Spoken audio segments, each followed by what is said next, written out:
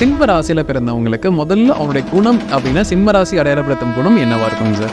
சிம்ம ராசி அப்படின்னு சொன்னாவே சிங்கம். ஒரு காட்டுக்கே ராஜா சிங்கம். அது மாதிரி வீட்டுக்கே ராஜா யாருன்னு கேட்டால் சிம்ம ராசி என்பதில் தான் இருப்பாங்க. ரொம்ப பர்ஃபெக்டாக கருணையோட கட்டுப்பாடோட ஒரு குடும்பத்தை நடத்தக்கூடியவர்கள் இந்த சிம்ம ராசி என்பதில் இருக்காங்க.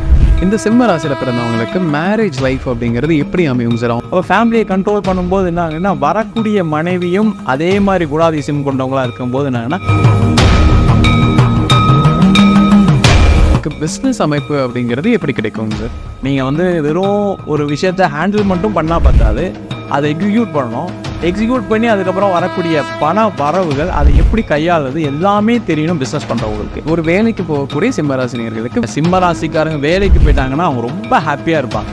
அவங்க எதிர்பார்க்குற சம்பளம் வரும், அதே போல் எதிர்பார்க்கக்கூடிய கௌரவம் கிடைக்கும். இந்த சிம்ம ராசி என்பதில் பொறுத்த வரைக்கும் என்னென்னா, இவங்க லேண்டில் இன்வெஸ்ட் பண்ணுறது பெரிய அளவில் சம்பாதித்துக்கும்.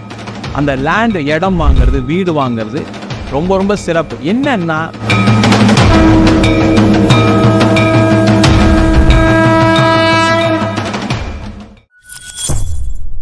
பக்தி பிளஸ் நேர்மையாக இருக்கும் வணக்கம். இன்று நம்மோடு இணைந்த பேர் ஜோதிட ஆசிரியர் வீனஸ் பாலாஜி அவர்கள். வணக்கம் சார். வணக்கம் சார். சார், இப்போ நம்ம ஒவ்வொரு ராசியோட குணாதிசயங்கள், அவங்க லைஃப் என்ன, எப்படி இருக்க போகிறாங்கன்னு ஒரு வாழ்நாளுக்கான ராசி பலன் பார்த்துட்டு இருக்கோங்க சார். அந்த வரிசையில் இப்போ சிம்ம ராசி. சிம்ம ராசியில் பிறந்தவங்களுக்கு முதல்ல அவனுடைய குணம் அப்படின்னா சிம்ம ராசி அடையாளப்படுத்தும் குணம் என்னவா இருக்குங்க சார்? சிம்ம ராசி அப்படின்னு சொன்னாவே சிங்கம். ஒரு காட்டுக்கே ராஜா சிங்கம். அது மாதிரி வீட்டுக்கே ராஜா யாருன்னு கேட்டால் சிம்ம ராசி என்பதில் தான் இருப்பாங்க. ஏன்னா அந்த ராசியில் ஆட்சி பெறக்கூடிய கிரகம் சூரிய பகவான். அதனால் பார்த்திங்கன்னா ரொம்ப பர்ஃபெக்டாக கருணையோட கட்டுப்பாடோட ஒரு குடும்பத்தை நடத்தக்கூடியவர்கள் இந்த சிம்ம ராசி என்பதில் இருக்காங்க. அதில் 3 நட்சத்திரம் இருக்குது. மக நட்சத்திரம், பூரம், உத்திர நட்சத்திர நண்பர்கள். இந்த மக நட்சத்திர நண்பர்கள் என்னென்னா எல்லாம் செய்வாங்க, கடைசியில் அவங்களுக்கு ஏதாவது ஒரு விரக்தி எப்பவுமே இருக்கும். அதேமாதிரி பூர நட்சத்திரம் எல்லாத்தையும் ஜாலியாக ஜோவியலாக என்ஜாய் பண்ணி செய்யக்கூடியவர்கள் இந்த பூர நட்சத்திர நண்பர்கள். உத்திர நட்சத்திர நண்பர் ரொம்ப ஸ்ட்ரிக்டாக எதை செஞ்சாலும் பர்ஃபெக்டாக செய்யணும், அதே நேரத்தில் எதை செஞ்சாலும் நம்ம நியாயமாக இருக்கணும், கண்ணியமாக இருக்கணும், கட்டுப்பாடோடு இருக்கணும்னு நினைக்கக்கூடியவர்கள் இந்த உத்திர நட்சத்திரத்தில் பிறந்தவங்களாக இருக்காங்க. இந்த சிம்ம ராசியில் பிறந்தவங்களுக்கு மேரேஜ் லைஃப் அப்படிங்கிறது எப்படி அமையும் சார்? அவங்க ஒய்ஃப் எப்படி இருப்பாங்க, இல்லை ஹஸ்பண்ட் இந்த மாதிரி வருவாங்க, அவங்க மேரிட்டல் லைஃப் எப்படி இருக்குங்க சார்? சிம்மம் அப்படின்னு சொல்லும்போது பார்த்திங்கன்னா காட்டுக்கே ராஜா. அப்போ வீட்டுக்கு ஒரு ராஜா தானே இருக்க முடியும். அப்போ சிம்ம ராசியில் பிறந்தவங்க ஆண்களாக இருந்தாங்கன்னா அவங்க தான் ஃபேமிலியை கண்ட்ரோல் பண்ணுற மாதிரி இருப்பாங்க. அப்போ ஃபேமிலியை கண்ட்ரோல் பண்ணும்போது என்ன ஆகுன்னா, வரக்கூடிய மனைவியும் அதே மாதிரி குணாதிசயம் கொண்டவங்களாக இருக்கும்போது என்னன்னா, சில நேரங்களில் பிரச்சனைகள் வரும். அதனால தான் பார்த்திங்கன்னா சிம்ம ராசி என்பவர்களுக்கு அவ்வளோ ஃபேமிலி லைஃப், அதாவது கணவன் மனைவி ரிலேஷன்ஷிப்ன்றது அவ்வளோ ஸ்மூத்தாக போகாது. ஆண்களாவது ஓரளவுக்கு பரவாயில்ல, மாறி ஏறி அப்படியே ஓரளவுக்கு வந்துடுவாங்க. ஆனால் பெண்களுடைய வாழ்க்கை நிறைய பிரச்சனைகள் உள்ளாகக்கூடிய ஒரு அமைப்பாக. காரணம் என்னன்னு கேட்டிங்கன்னா, பெண்கள் ஒரு வீட்டை எடுத்து நடத்தணும் செய்யும்போது பார்த்திங்கன்னா அவங்களுக்கு சில ரெஸ்ட்ரிக்ஷன்ஸ் இருக்கும். சில விஷயங்கள் செய்ய முடியும், சில விஷயங்கள் செய்ய முடியாது. அப்படி இருக்கும்போது பார்த்திங்கன்னா அந்த குடும்பத்தை எடுத்து நடத்தும் போது என்னென்னா, நீங்கள் ரொம்ப திமிரு பிடிச்சவங்க, இவங்க எப்போவுமே எல்லாரையும் கண்ட்ரோல் பண்ணணும்னு நினைக்கிறாங்க, எல்லாரையும் தொல்லை கொடுக்குறாங்க அப்படின்ற ஒரு எண்ணங்கள் மற்றவங்களுக்கு இந்த ராசியில் இருக்கக்கூடிய பெண்கள் மேலே வரும். அப்போ என்ன ஆகும்னா, குடும்ப வாழ்க்கையில் அது கொஞ்சம் கொஞ்சமாக பாதிப்பை ஏற்படுத்துவதற்கான வாய்ப்புகள் எப்போவுமே உண்டு. சிம்ம ராசியில் பிறந்தவங்களுடைய குழந்தை பாக்கியம் அப்படிங்கிறது எப்படி இருக்குங்க சார்? சிம்ம ராசியில் பிறந்தவங்களுக்கு பார்த்திங்கன்னா, இந்த மக நட்சத்திரத்தில் பிறந்த பெண்களுக்கு கர்ப்பப்பை கோளாறுனால குழந்தைகளால் பிரச்சனைகள் வரும்.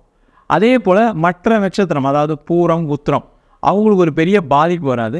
உத்தர நட்சத்திரத்தில் பிறந்த ஆண்களுக்கு குழந்தை சம்பந்தமான பிரச்சனைகள் எப்போவுமே வருது. அவங்களுக்கு பார்த்திங்கன்னா உயிரணுக்களுடைய குறைபாடு சில பேருக்கு இருக்கிறதுனால பாதிப்புகள் வருது. அது மட்டும் இல்லாமல் இந்த சிம்ம ராசியில் பிறந்தவங்களுக்கு எல்லாருக்குமே அந்த குழந்தைங்க இவங்க சொல்கிறத கேட்கணுன்ற எண்ணங்கள் எப்போவுமே இருக்கும். அதனாலேயே பார்த்திங்கன்னா பின்னாடியே ஃபாலோ பண்ணுவாங்க, எல்லா விஷயத்தையும் அவங்கள கண்ட்ரோல் பண்ணுவாங்க. நீ இதை செஞ்சால் நல்லா இருப்பேன், நாங்களாம் அந்த காலத்தில் இப்படி தான் செஞ்சோம், அப்படி செஞ்சோம்னு சொல்லி குழந்தைங்களை கஷ்டப்படுத்தக்கூடியவர்களாக இந்த சிம்ம ராசி என்பவர்கள் இருப்பாங்க. அதனால் ஒரு காலகட்டத்தில் என்னென்னா, வாழ்க்கையில் குழந்தைங்கள் கூட சேர்ந்து வாழ முடியாத ஒரு சூழ்நிலை நிறைய சிம்ம ராசி என்பவர்களுக்கு இருக்குது. அது என்னென்னா, சில காலகட்டங்களில் அந்த குழந்தைங்க வெளிநாடு போயிடுறாங்க. வெளிநாடு போகும்போது இருந்தாங்கன்னா அந்த பிரச்சனைகள் பெருசாக தெரியறதில்லை. ஆனால் இங்கேயே இருக்கும்போது குழந்தைகளால் கஷ்டப்படக்கூடியவர்களாக இந்த சிம்ம ராசி என்பவர்கள் இருக்காங்க. சிம்ம ராசியில் பிறந்தவங்களுக்கு பிஸ்னஸ் அமைப்பு அப்படிங்கிறது எப்படி கிடைக்குங்க சார்? சிம்ம ராசி அப்படின்னு சொல்லும்போது பிஸ்னஸ் அப்படின்னும் போது எப்போவுமே என்னென்னா, நிறைய விஷயங்களை யோசிக்கணும். நீங்கள் வெறும் ஒரு விஷயத்தை ஹேண்டில் மட்டும் பண்ணால் பார்த்தாது, அதை எக்ஸிக்யூட் பண்ணணும். எக்ஸிக்யூட் பண்ணி அதுக்கப்புறம் வரக்கூடிய பண வரவுகள் அதை எப்படி கையாளுறது எல்லாமே தெரியணும் பிஸ்னஸ் பண்ணுறவங்களுக்கு. அதில் சிம்ம ராசி என்பவர்கள் கொஞ்சம் லேகிங்காக இருப்பாங்க. என்னென்னா அவங்களுக்கு மேனேஜ்மெண்ட் டாக்டிக்ஸ் நல்லாயிருக்கும். அவங்க மேனேஜ்மெண்ட் சூப்பராக பண்ணுவாங்க. அவங்கள விட சிறந்தவர்கள் யாருமே கிடையாது. ஆனால் when it comes to finance, அதாவது பணம் சம்மந்தப்பட்ட விஷயங்களை வரும்போதுன்னு கேட்டிங்கன்னா அவங்களுக்கு ஒரு பாதிப்புகள் எப்போவுமே வாழ்க்கையில் ஏற்பட்டுக்கிட்டே இருக்குது. அது முக்கியமாக பார்த்திங்கன்னா இந்த மக நட்சத்திரம் பூர நட்சத்திர அன்பர்களுக்கு பொருளாதாரத்தில் ஏதாவது ஒரு பிரச்சனைகள் தொடர்ந்து வந்துக்கிட்டே இருக்குது லைஃப்பில். அதனால் பிஸ்னஸில் பெரிய லாஸை சந்திக்கக்கூடியவர்களாகவும் இந்த சிம்மராசி என்பவர்கள் இருக்காங்க. இப்போ தொழில் செய்யாமல் ஒரு வேலைக்கு போகக்கூடிய சிம்மராசினியர்களுக்கு வேலை அமைப்பு அப்படிங்கிறது எப்படி இருக்குங்க சார்? சிம்மராசிக்காரங்க வேலைக்கு போயிட்டாங்கன்னா அவங்க ரொம்ப ஹாப்பியாக இருப்பாங்க.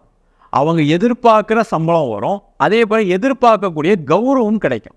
ஏன்னா இந்த சிம்மராசி என்பவர்கள் அப்படின்னு சொன்னாவே என்னென்னா முதல்ல 4 பேர் இவங்களுக்கு வணக்கம் சொல்லணும், இல்லை இவங்க 4 பேருக்கு வணக்கம் சொல்லணும். அது இல்லைனாவே இவங்களுக்கு ஒரு மாதிரி கஷ்டமாக இருக்கும். அப்போ பிஸ்னஸ் பண்ணுற இடத்துல எப்படி இருக்கணும்? நீங்கள் தான் சில பேருக்கு 4 பேருக்கு வணக்கம் சொல்கிற மாதிரி இருக்கும், எதிர்க்கிறவங்க சொல்ல மாட்டாங்க. அது மாதிரி இருக்கும்போது தொழிலில் தோல்விகளை சந்திக்கக்கூடிய ராசி என்பது. ஆனால் வேலையில் மிக சிறந்த கௌரவத்துடன் சிறந்த சம்பளத்தோட எந்த பிரச்சனையும் இல்லாமல் வாழக்கூடியவர்கள் இந்த சிம்மராசி என்பதாக இருக்காங்க. சிம்மராசினியர்கள் அவங்க லைஃப்பில் வந்து ஏதோ ஒரு விஷயத்தில் கவனமாக இருக்கணும், இந்த விஷயங்கள்லாம் அவங்களுக்கு பிரச்சனையை தரக்கூடியதுன்னா எதை சொல்லலாங்க சார்? சிம்மராசி என்பது என்னென்னா முதல்ல பார்க்க வேண்டியது ஃபேமிலியை நல்லா பார்த்துக்கும். ஃபேமிலியை நல்லா பார்த்துப்பாங்க, நல்லது டவுட்டே கிடையாது. ஆனால் அதை பார்த்துக்கிறன்ற பேரில் கணவனுக்கோ மனைவிக்கோ தொல்லை கொடுக்கக்கூடியவர்கள் இந்த சிம்மராசி என்பது. ஏன்னா அந்த மேனேஜ்மெண்ட் பண்ணியே பழக்கமாக இருக்கிறதால மனைவியும் அப்படி தான் மேனேஜ் பண்ணணும்னு நினைப்பாங்க, கணவரையும் அப்படி தான் மேனேஜ் பண்ணணும்னு நினைப்பாங்க. அப்போ என்ன ஆகுனா அதில் அன்பு குறைவாக இருக்கிற மாதிரி தெரியும் மற்றவங்களுக்கு. ஆனால் உண்மையிலே அன்பு அதிகமாக தான் இருக்கும் இவங்களுக்கு, அதில் டவுட் கிடையாது. ஆனால் அவங்க மற்றவங்களுக்கு அது தெரியும் போது அவங்க ஃபேமிலியில் ப்ராப்ளம்ஸ் வரும், அதில் கேர்ஃபுல்லாக இருக்கணும். அதே போல் இந்த சிம்ம ராசியில் பிறந்தவங்களுக்கு பொருளாதாரத்தில் ஏதாவது ஒரு தப்பான விஷயங்கள் செஞ்சு மாட்டிப்பாங்க. அது பிஸ்னஸ் பண்ணுறவங்களா இருந்தாலும் சரி, வேலை பார்க்குறவங்களா இருந்தாலும் சரி, பார்த்திங்கன்னா ஒன்று கடனில் மாட்டிப்பாங்க, இல்லை பணத்தை யாருக்கிட்டே கொடுத்துட்டு ஏமாந்துருவாங்க. இந்த மாதிரி பிரச்சனைகளை சந்திக்கக்கூடியவர்கள் இந்த சிம்மராசி. அதனால பார்த்திங்கன்னா ரிலேஷன்ஷிப் முதல்ல கணவன் மனைவி சந்தோஷமாக இருக்கிறதுக்கு முக்கியத்துவம் கொடுக்கணும். அதுக்கப்புறம் வந்து பொருளாதார விஷயத்தில் ரொம்ப கேர்ஃபுல்லாக ஹேண்டில் பண்ணாலும் வெற்றி உறுதியாக இருக்கும் அவங்களுக்கு. சிம்மராசினியர்கள் வந்து ஒரு முதலீடுகள் செய்யணும்னா எந்த துறை சார்ந்து, இல்லை எந்த விஷயத்தில் தங்கம் இல்லை நிலம் இந்த மாதிரி எதில் முதலீடு செய்தால் அவங்களுக்கு லாபம் அதிகமாக இருக்கும்? இந்த சிம்மராசி என்பதை பொறுத்த வரைக்கும் என்னென்னா இவங்க லேண்டில் இன்வெஸ்ட் பண்ணுறது பெரிய அளவில் சம்பாதித்து கொடுக்கும். அந்த லேண்டு இடம் வாங்கிறது, வீடு வாங்கிறது ரொம்ப ரொம்ப சிறப்பு. என்னென்னா இந்த லேண்டு வாங்கும்போது, இடம் வாங்கும்போது, இல்லை வீடு வாங்கும்போது என்னென்னு பார்த்துக்கணும் அப்படின்னா லோன் அதிகமாக போகாமல் பார்த்துக்கணும். அது முக்கியமாக இந்த மக நட்சத்திரம் சிம்மராசியில் இருக்குது, பூரம் இருக்குது, உத்திரம் இருக்குது. இவங்க என்ன பண்ணுவாங்க, ஒவ்வொரு மாதிரி மகம் இருந்தால் கடனை கண்டினியூ பண்ணிகிட்டே இருப்பாங்க, பூரம் இருந்தால் என்ன பண்ணுவாங்கன்னா பெருசாக வீடு கட்டி மாட்டிப்பாங்க, உத்திரம் இருந்து வச்சுக்கோங்களேன் சரியாக ஒழுங்காக ஒரு வீடை பார்க்காம இடத்த பார்க்காம டிசைட் பண்ணிவிட்டு அதில் பிரச்சனைகளை சந்திக்கக்கூடியது. அதனால் இன்வெஸ்ட்மெண்ட் வைஸ் அது சூப்பர். ஆனால் அதில் இடத்த வாங்கும்போது, வீடை வாங்கும்போது அவங்களுடைய பட்ஜெட்டுக்கு தகுந்த மாதிரி வாங்கிட்டாங்க, அவங்களுடைய தேவைக்கு தகுந்த மாதிரி வாங்கிட்டாங்கன்னா எந்த பிரச்சனையும் வராது. சிம்மராசினியர்கள் உடல்நலத்தில் இந்த ராசியில் பிறந்தவங்களுக்கு இந்த குறைபாடு வரக்கான வாய்ப்பு இருக்குது அப்படின்னா எதை சொல்லலாங்க? சிம்ம ராசி அப்படின்னா வயிறு ப்ராப்ளம் கண்டிப்பாக வரும், ஹார்ட் ப்ராப்ளம் வரும். இது ரெண்டும் இல்லாத சிம்மராசி கிடையவே கிடையாது.